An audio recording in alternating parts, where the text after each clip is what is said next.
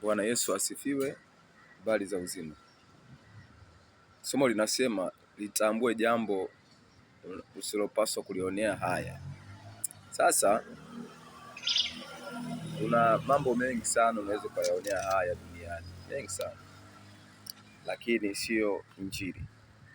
Kwa nini upaswi kuionea haya Injili? Kwa sababu Biblia inadhibitisha jambo hili ni la kipekee sana. Warumi sura ya kwanza mstari ule wa 16 mpaka 17 nasema hivi: kwa maana sionei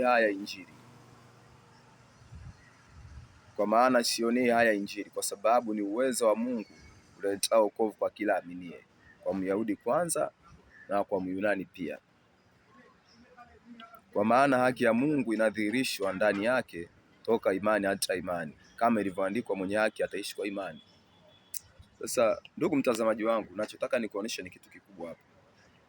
Injili maana yake ni habari njema, na habari njema ni kwa ajili ya wanadamu wote, na muasisi wa habari njema ni Mungu mwenyewe. Unajua shetani ndiye muasisi wa habari mbaya. Anaweza kaleta habari mbaya kwenye familia yako, kwenye uchumi wako, akapiga uchumi ukayumba, biashara zikaharibika, watoto wakawa si watii, mambo yakawa ni magumu sana. Lakini yuko Mungu ambaye katika hizo habari mbaya ukimpa nafasi utapata habari njema, na habari njema utazipata kupitia neno la Mungu, Injili ya Yesu Kristo, kwa sababu ndiye aliyeleta habari njema kwa wanadamu. Yako mambo ya msingi ambayo tunapaswa tuyaone hapo. Kwa nini mambo ambayo yanapatikana katika habari njema ama Injili? Anasema jambo la kwanza, anasema kwa sababu ni uweza wa Mungu. Kumbe Injili ni uwezo wa Mungu. Injili ni uwezo wa Mungu. Injili si uwezo wa mwanadamu. Ndio maana ndani yake kuna nguvu za kubadilisha watu, kuna nguvu za kuleta matumaini mapya, kuna nguvu za kugeuza mioyo iliyokata tamaa ikamrudia Muumba wao. Lakini pia si nguvu tu wala uweza tu, inasema uweza huo unaleta wokovu. Kumbe ndani ya Injili kuna uwezo wa Mungu unaoleta wokovu. Na tunajua wokovu maana yake ni kuhamishwa kutoka kwenye utumwa na kupelekwa kwenye uzima wa milele, kutoka kwenye hatari na kupelekwa kwenye usalama, kwenye amani. Ndugu mtazamaji wangu, wako watu wengi sana wapo katika hatari. Kitendo cha kutokuwa na Mungu wa kweli maishani mwako upo kwenye hatari. Kuishi maisha ya giza upo kwenye hatari. Kumpata Yesu unapata uzima wa milele, lakini pia kuiamini Injili ndiko unapata uzima, maana ndani yake kuna uwezo wa kimungu kuleta wokovu. Unahamishwa kutoka kwenye utumwa wa shetani na kupelekwa kwenye nuru ya Yesu Kristo aliye hai, na kufanyika kuwa mwana wa Mungu. Unafanyika kuwa mwana wa Mungu aliye hai. Haleluya. Lakini pia inaendelea kusema hivi,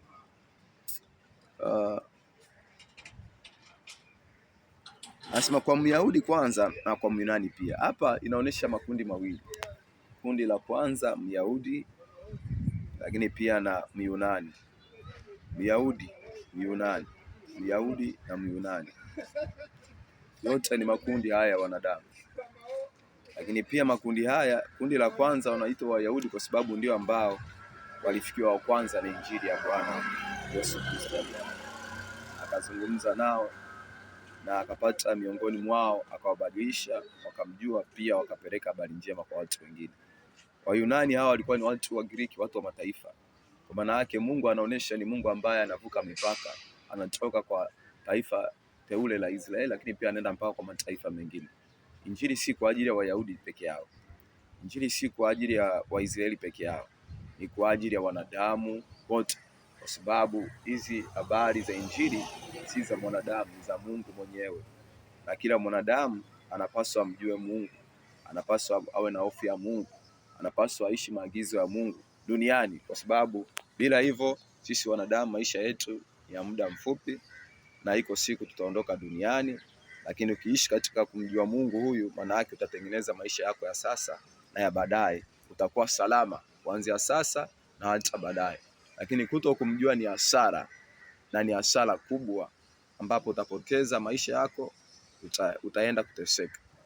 Uamuzi wako wa leo ndio utakaotengeneza hatima yako ya kesho nzuri.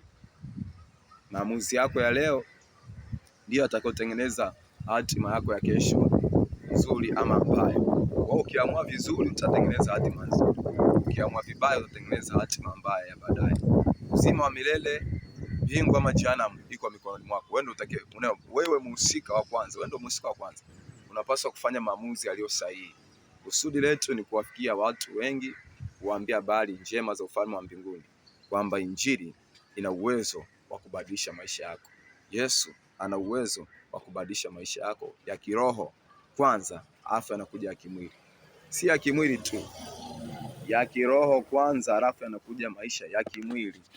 Tangu zamani watu waliomjua Mungu alianza nao kwanza rohoni, akawabadilisha, ndipo akawafanikisha. Kwa mafanikio ya kwanza ni ya rohoni, alafu anakuja ya mwilini. Si ya mwilini peke yake, rohoni kwanza. Roho kwanza, roho kwanza, roho kwanza. Roho ndo ya muhimu sana kuliko kitu kingine. Kwa napenda nikusihi sana kwa jina la Mungu aliye hai. Napenda nikushauri pia, Mungu azidi kukulinda, azidi kupigania, lakini Bwana Yesu anakupenda na anatamani ujue ukweli kuhusu injili, ili uweze kukusaidia na kukubadilishia maisha yako ya sasa na ya baadaye. Uishi duniani kwa faida na si kwa hasara. Uishi duniani kwa hasara, utapata hasara mwenyewe, lakini ukiishi kwa faida utapata faida. Wokovu ni sasa na si kesho. Wokovu ni leo. Kwa jina la Yesu. Amen, amen, amen. Mungu wa mbinguni akubariki sana. Mungu wa mbinguni akulinde. Yesu akusaidie.